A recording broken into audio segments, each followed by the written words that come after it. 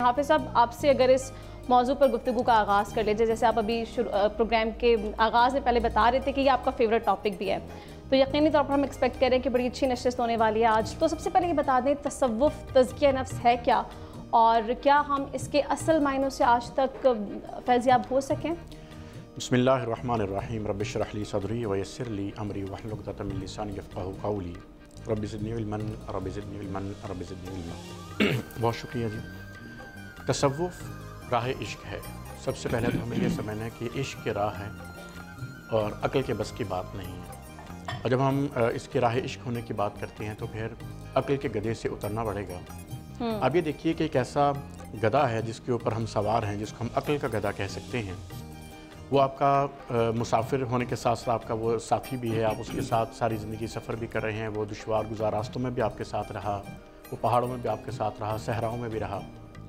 लेकिन जब आप अपने कल्ब के महल में पहुंच गए तो फिर आपको गधे से उतरना पड़ेगा, क्योंकि ये जो कल्ब है ना, ये इतना पाक चीज़ है, क्योंकि ये अल्लाह पाक का तख्त है और इसके दरबान आपको गधे समेत अंदर जाने नहीं देंगे। इसलिए आपको इस अकल के गधे से उतरकर इश्क की मंजिल पर जाकर आप अपने कल्ब तक पहुंच सकेंगे। और जब हम इसकी बात करते हैं तो इश्क है क्या? देखिए, जो इश्क है ना, ये एक ऐसी चीज़ है कि जिसने आपको ये बता दिया कि इश्क की मौजूदगी नफ्स के असर को ख़त्म कर देता है। मिसाल के तौर पर इबादत जो है वो नफ्स के शर के ख़तरे से आपको महफूज कर सकती है, लेकिन वो आपका तज़किया नहीं कर सकती। तज़किया इश्क करता है। जिस्मानी अगर मुझे कोई बीमारी है तो इलाज तबीब करेगा, और अगर रूहानी बीमारी है तो इलाज हबीब करेगा। और हबीब कौन है? हबीब वो है जो शनासा है इस चीज़ से कि जो आपका दर्द असल में है क्या, जो तशख़ीस कर सके। तशख़ीस ना हो तो मर्ज़ का पता नहीं चलता। इसलिए वो लोग भी जो हमारे इर्द गिर्द होने चाहिए, या हमारा वास्ता उन लोगों से होना चाहिए जो हमें ये समझा सके कि जिस तरह बाबा अशफाक अहमद साहब बड़ी खूबसूरत बात इरशाद फरमाते थे। आपने फरमाया, इबादत की क़ज़ा है लेकिन खिदमत की क़ज़ा कोई नहीं। बिल्कुल। तो ये जो खिदमत है ना, ये बड़ी ज़रूरी है। खिदमत इंसान किसकी करता है? दूसरों की करता है। तो जब आप अपनी ज़ात के खौल से बाहर निकल कर दूसरे लोगों के बारे में सोचना शुरू करते हैं, क्योंकि इंसान मोहब्बत के लिए पैदा हुआ। इंसान, मुझे नहीं समझ लगती कि थोड़ी सी ज़िंदगी में लोगों के पास नफ़रतों के लिए वक्त कहाँ से निकल आता है। अगर नमाज 5 वक्त फ़र्ज़ है ना, तो इखलाक 24 घंटे फ़र्ज़ है। बिल्कुल। लेकिन हम उस राह के ऊपर चलते हैं। ख्वाजा निज़ामुद्दीन रहमतुल्लाह अलैह से एक दफ़ा एक शख्स ने सवाल पूछा कि जो दुनियावी मसाइल हैं इनका हल क्या है? तो आपने फरमाया, मोहब्बत करो। तो उस शख्स ने पूछा कि अगर इससे इलाज मुमकिन ना हो, तो आपने कहा नुस्खा यही रहेगा, मिक़दार बढ़ा दो, डोज बढ़ा दो अपने।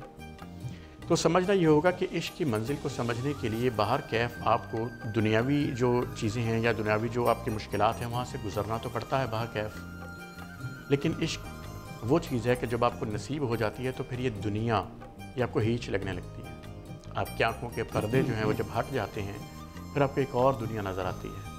फिर इस पर्दे के पीछे क्या है वो भी नज़र आता है। फिर अल्लाह पाक आपको वो कश्फ भी अता करता है कि जहाँ पर हमें ये मालूम पड़ा हो कि सामने वाला शख्स आपसे गुफ्तगू के दौरान सच बोल रहा है या नहीं। क्योंकि तब आप नफ्से अम्मारा से निकल कर लव्वामा की स्टेज को समझते हुए मुल्हिमा तक जाते हुए, उसके बाद आप जब मुमतहिना की स्टेज पर जाते हैं, फिर उसके बाद आप चले जाते हैं राज़िया, फिर आप मर्ज़िया, और उसके बाद आप साफ़िया और साफ़िया कामिला तक जब पहुंचते हैं, तो ये पूरा जो विलायत का सफ़र है जो आपको एक आम इंसान से लेकर आपको वली कामिल तक लेकर जाता है। लेकिन ये इतना आसान नहीं होता। ये मुमकिन ही नहीं है कि इश्क के बग़ैर, और इश्क की जब हम बात करते हैं तो वो चूँकि इश्क की हकीकी की बात करते हैं, और जब इश्क की हकीकी की बात करते हैं तो ये भी समझ लीजिए कि इश्क की हकीकी में ज़्यादातर इश्क के मजाजी से होकर गुज़रना पड़ता है। क्योंकि वो जो पैदाइशी औलिया कराम, पैदाइशी सूफिया कराम होते हैं ना, वो तो उनकी तो ज़िंदगी शुरू ही इश्क हकीकी से, इश्क हकीकी ख़त्म होती है। लेकिन हम जैसे जो इस राह के मुसाफिर हैं या तालिब इल्म हैं या चाहते हैं कि इस राह के कम अज़ कम मुसाफिर तो रहें, तो हमारे लिए तो बहुत लंबा सफ़र है। और दुनियावी तकाज़ों के मुताबिक, बशरी तकाज़ों के मुताबिक जितनी गलतियाँ हम लोग करते हैं और जितने गुनाहगार हम हैं, हम अगर इस राह के मुसाफिर भी बन जाए और अल्लाह पाक हमें कबूल फरमा ले, तो ये भी बड़ी राह है जी, बड़ी इसमें खुशबख्ती है, क्योंकि यह राह भी आपको बख्त से मिलती है। تو حافظ صاحب آپ کو ایک دفعہ پھر شامل گفتگو کرتے ہیں. فدا حسنین صاحب نے بڑی اچھی چیز کی طرف ایک اشارہ کیا جو جہاد اکبر بھی کہلاتا ہے کہ نفس کے ساتھ جہاد کو جہاد اکبر کہا گیا ہے, یعنی سب سے اول جو جہاد ہے وہ اپنے نفس کے ساتھ کرنا ہے. تو تصوف سے ہم دیکھتے ہیں کہ جہاں بندہ اللہ تعالیٰ کی خوشنودی حاصل کر رہا ہوتا ہے وہیں اپنے اندر ایک برداشت کا, تحمل کا عنصر بھی پیدا کر رہا ہوتا ہے.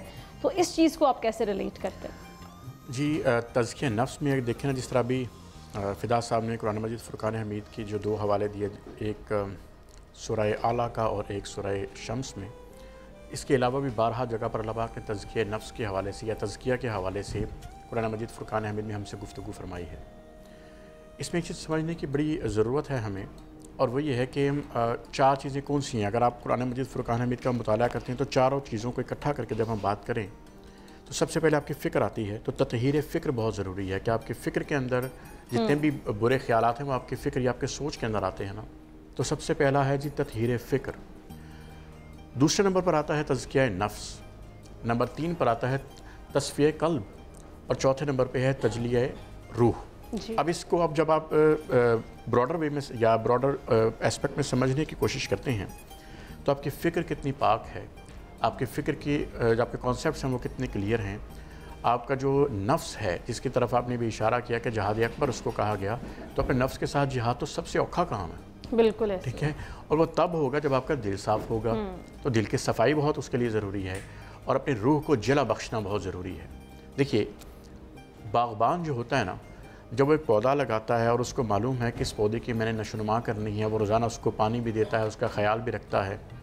ایک وقت ایسا بھی آتا ہے کہ جب اس کے ارد گرد جھاڑ آ جاتی ہے یا گھاس اگاتی ہے تو وہ کیا کرتا ہے کہ جب اس کو ذہنی طور پر کیا ہوتا ہے کہ یہی پانی جو زمین سے وہ چوس رہا ہے, وہ جو گھاس ہے یا جو وہ ارد گرد کے اس کے کانٹے بھی ہیں, اس کو صاف کر دیتا ہے تاکہ وہی جو پانی ہے, وہی جو اس کی قوت ہے وہ میرے پودے کو ملے اور وہ زیادہ نشو نما کر جائے.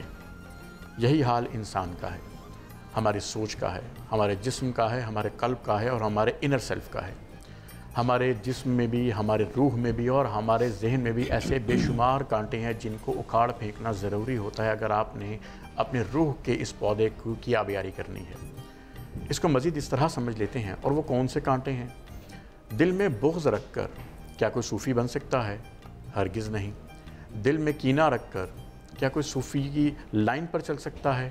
ہرگز نہیں. صوفی تو ایک وقت میں دونوں کو ایڈریس کرتے ہیں جی. جہاں پر ہم یہ بات کریں کہ سطحی علم والے وہ لوگ جن کے پاس دنیاوی طور پر علم یا شعور اس طرح نہیں ہوتا, ایک سطحی ان کا علم یا شعور ہوتا ہے, ان کے ساتھ بڑے سلیس قسم کی گفتگو کرتے ہیں. لیکن جہاں پر ضرورت محسوس ہوتی ہے کہ وہ لوگ جو شعور میں ایک ہائی یا ایک اچھے مقام پر موجود ہوتے ہیں, وہاں پر ثقیل گفتگو بھی ہوتی ہے, وہاں پہ مصنع مرصع قسم کی گفتگو بھی ہوتی ہے. تو کانسیپٹ سمجھانا یہ ضروری بھی ہے کہ آپ کا سامع کون ہے. ایسا ممکن نہیں ہے کہ اگر میں 4 افراد سے گفتگو کر رہا ہوں اور چاروں کا جو سمجھنے کا لیول ہے وہ سیم ہو. آپ نے جس طرف اشارہ کیا کہ کیا اگر مجھے چاروں لوگوں کو سمجھانا ہے کہ آپ نے اپنا تزکیہ نفس کرنا ہے اور آپ نے اپنے اندر کی جو روح ہے اس کیونکہ اصل چیز تو روح ہے نا جی, جسم تو فانی ہے, اس نے تو ختم ہو جانا. تو روح کی آبیاری کرنے کے لیے, روح کی وہ چیزیں کہ جو ہمارے لیے ضروری ہیں, اس کے لیے چاروں افراد کے لیے مجھے ان سے مختلف گفتگو بھی کرنی پڑے گی, مجھے ان کی تشخیص بھی مختلف کرنی پڑے گی کہ آپ کے مرض کون سے ہیں. مرض کی تشخیص بڑی ضروری. تو اس چیز کو یہ سمجھیے کہ ہم لوگوں نے جس چیز کو زندگی میں کم سمجھا جو کہ ہے نہیں, انسان کو اللہ پاک نے ایک چیز لامتناہی عطا کی ہے, اور وہ محبت. ہم محبت بانٹتے نہیں, ہم اس چیز پر پریشان رہتے ہیں. جب بابا اشفاق صاحب ایک بات فرمایا کرتے تھے, بہت بڑا جملہ ہے کہ اللہ پاک آپ کو آسانیاں عطا فرمائے اور آسانیاں تقسیم کرنے کا شرف دے. اس کے پیچھے وجہ کیا ہے؟ ایک تو آسانی بانٹنا بخت کے بغیر, نصیب کے بغیر, قسمت کے بغیر ملتا نہیں. یہ وہ چیز ہے جو آپ کو مانگنی پڑتی ہے, اور ویسے عصر کے بعد کا وقت اس میں بہت مناسب ہے اگر آپ کسی سے جب رب سے یہ توفیق مانگنا چاہیں, کیونکہ توفیق کے بغیر ملے گی نہیں. پھر ہم یہ بات کرتے ہیں کہ آسانیاں بانٹنا کیسے ہے. یاد رکھیے گا جب ہم آسانیاں بانٹنے والے بن جاتے ہیں نا, تو اللہ پاک ہمارے لیے اسباب بھی مہیا کر رہا ہوتا ہے آسانیاں بانٹنے کے لیے. جب ہم نے یہ بات کہی کہ اللہ پاک کو پہچاننا ہے, تو اللہ پاک کو پہچان کب نصیب ہوگی؟ جب آپ عرفان ذات کریں گے, جب مجھے اپنے بارے میں خود پتہ ہوگا. عرفان ذات عرفان اللہ کا سفر طے کرتی ہے, تو سب سے پہلے اپنے آپ کو سمجھنا ہے, خود کو پہچاننا ہی دراصل ایگزیکٹلی. ہم چونکہ قلت کے مارے لوگ ہیں, دائیں بائیں ہمیں ہر طرف قلت ہی قلت نظر آتی ہے. کبھی ہم اور ہم نے اس قلت کو یہ بھی سمجھ لیا اور یہ ازیوم کر لیا کہ شاید ہمارے پاس محبت کی بھی قلت ہے. محبت کی قلت نہیں ہے. مسکرانے کو صدقہ کیوں کہا گیا؟ اگر آپ کے سامنے والا شخص مسکرا نہیں رہا تو آپ اپنی مسکراہٹ اس کو دے دیں. کیا فرق پڑتا ہے کہ آپ کے وجود سے، آپ کی وائب سے، آپ کی گفتگو سے، آپ کے دل جوئی سے اگر اگلے شخص کے چہرے پر مسکراہٹ ہے، اگر اس کا دل شاد ہو رہا ہے، اگر اس کے روح کی تسکین ہو رہی ہے، تو آپ آسانیاں بانٹنے والے بنیں.